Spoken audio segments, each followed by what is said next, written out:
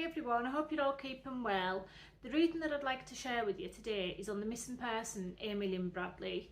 Now, a lot of people are going to be aware of Amy because of the recent Netflix documentary, which I will come on to as I go through the reading, but those of you who aren't aware, Amy went on a cruise with her parents and her brother on the 21st of March 1998. It was a Caribbean cruise.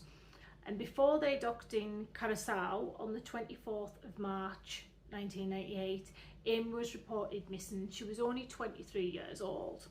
Now, before I go into any of this, I'm going to do the disclaimer. So this is for entertainment purposes only. It's my thoughts and opinions. It's not fact. Now, I don't know how anyone else felt about the documentary, but I watched it and I wished I hadn't, in a way, because it left me with so many questions, no answers really, and I felt like the entire thing just left me feeling a bit unfulfilled. It felt like there was a huge void.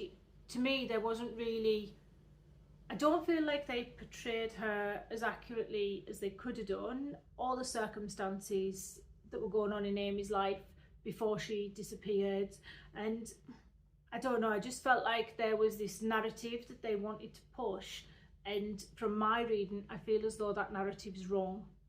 So going into the reading itself, the first thing that comes up around Amy, I feel, is quite a lot of conflict, and I feel like it's not all of it is connected to her disappearance, but there's quite a lot of it that's connected to her state of mind at the time she disappeared.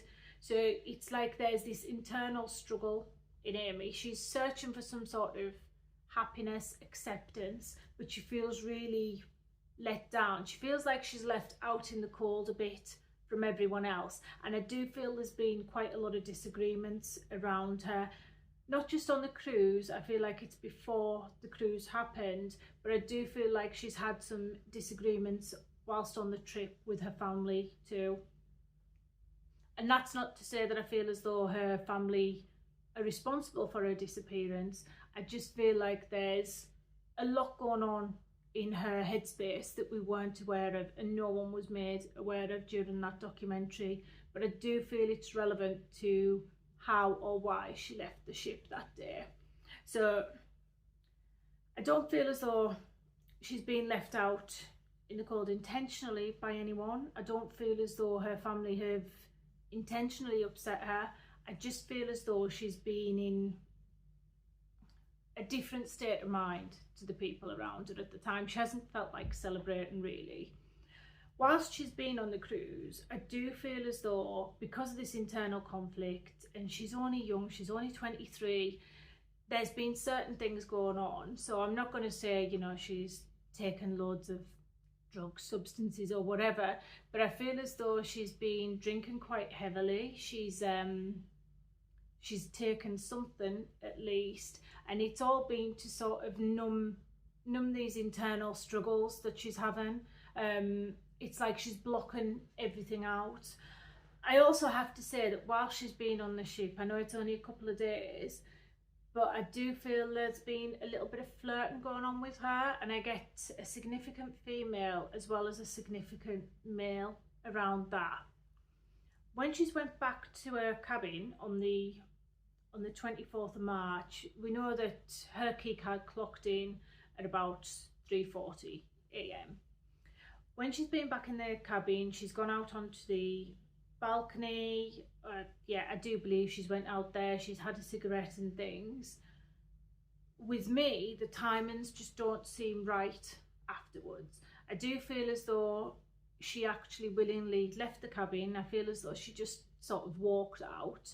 Her father, I don't feel as though he's lying with his testimony. I just feel he's a little bit mistaken on what time things happened. And again, I feel because there's been these little small arguments, small tensions there, I do feel like there was possibly something with one of the family members at least around Amy, possibly earlier on in the evening, and she's wanted to be alone. She wanted to be away from the situation. She didn't want to be there when everyone woke up, and I feel because she'd had a lot of drink and something else possibly, she just took herself back out onto the ship. Now, I feel that there was someone who she met with once she left. There was a male and another female. I don't think she went and met them both together. I feel as though she went and met the male first. Now this person, I've saw the reports that everyone's saying it's this yellow character.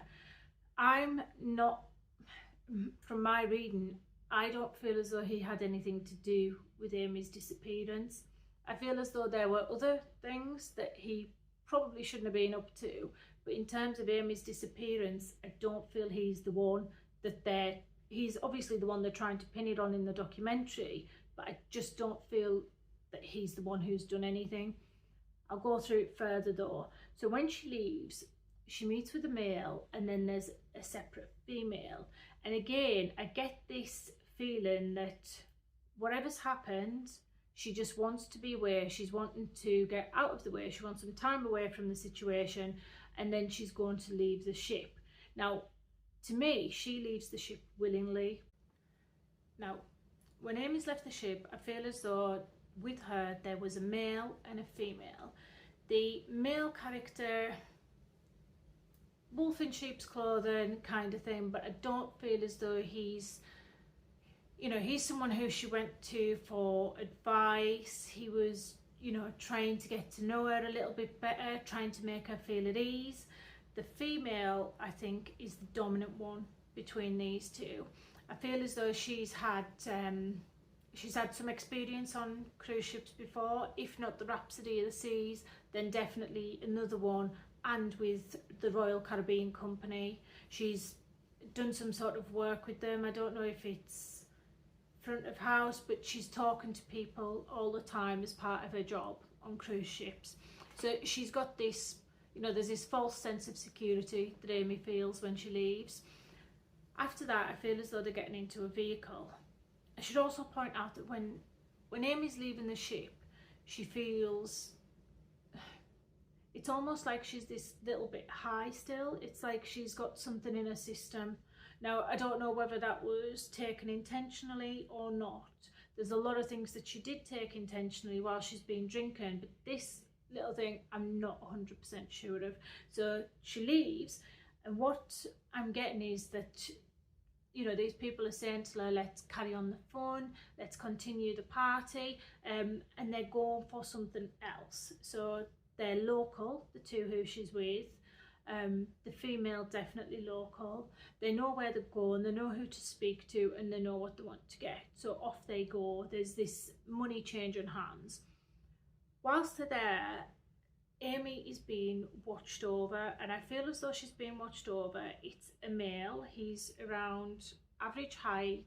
He's got facial hair, and he's got curly hair, sort of slightly afro, but longish curly hair. He's wearing it quite loose, you know. He doesn't have any of the braids or dreadlocks or anything like that. It's all hanging loose, and he has this beard and moustache, I feel. Unfortunately, I don't feel as though Amy's still with us. The photographs afterwards, I don't feel, you know, the ones on the documentary, I don't feel as though those photographs are of Amy Bradley. I feel as though it's someone who looks very, very similar, but I don't feel it's her. There's also a couple of the sightings too. I don't feel as though any of these witnesses are making anything up. I feel as though they're being genuine, I have to say that. But I feel as though sometimes the most honest people can still be mistaken, and a lot of the times they'll take things they're told at face value, and there's a little bit of manipulation on the other person's part. So I do feel as though they're trying, there's no ill intentions for these people, they're coming forward with statements. I also feel as though there were a lot of people, speaking of witnesses, who actually saw Amy leaving the ship. So I don't feel as though, I don't know why, but I feel as though whatever they've been saying has been discounted. But I do feel as though there were a lot of witnesses who actually saw her disembark in Caracao. Now, with what happened, I do feel as though half accident, half recklessness, but I feel as though the the incident itself, I don't feel like there was any real motive for it. That's why I keep coming back to accident. It's like something went tragically wrong. I feel as though this male is abusive, he is responsible, but I don't feel as though when Amy left the ship, when this deal went wrong, when something happened, there was any intention to actually kill her. Now, the male who's left the ship with Amy, I don't believe is yellow. I don't feel as though he had anything to do with her disappearance. I feel like when he's in this documentary, he is telling the truth when he says he wasn't involved with it. I do feel as though he has an idea, if not, you know, any specific knowledge.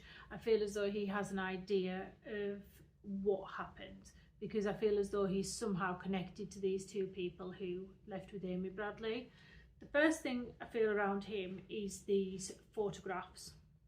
So I feel like the photographs were actually true, and they were something that he was gathering up, and I feel like this is where these brothel links come into it.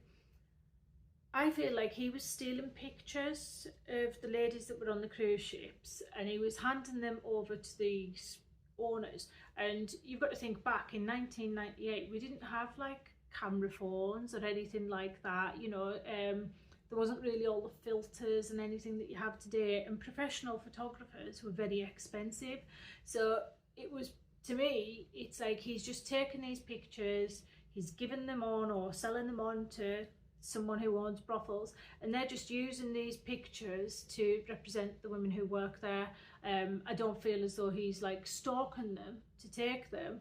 He's just handing over some sort of marketing material, if you like, for these agencies. With the people connected to Amy, I feel as though he knows them. There's a link there with work. With his daughter and the documentary, when she phones and asks, I do feel that, you know, he's had some argument with his daughter's mother about, you know, these photographs of all these women. But again, it's because he's been selling them on to get the money into these brothels.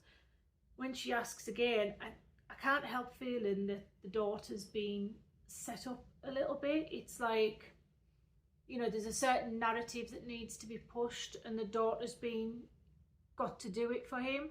And it really is a shame, because I feel as though there's so many people who could pinpoint a different direction as to what actually happened to Amy, rather than going down this line that it was, you know, trafficking and she was taken by this yellow character. This reading on Amy's been one that's been quite difficult to do, because, you know, there's so much conflict internally around Amy, and I don't feel as though the Netflix documentary, it sort of went down a one track, and I feel as though there's a lot of people out there with witness statements that could change the direction of this investigation. I don't feel as though she jumped overboard. She definitely didn't, you know, fall overboard. I feel like she walked off that ship willingly, and there are witnesses who actually saw her, and they could probably identify the people who she was with too. It is such a shame, but I suppose on cases like this, we just have to believe in karma, and hopefully the universe comes back and gives these people the comeuppance that they deserve. Thank you for listening, and I do have a couple more that I'm going to upload over the next few days too.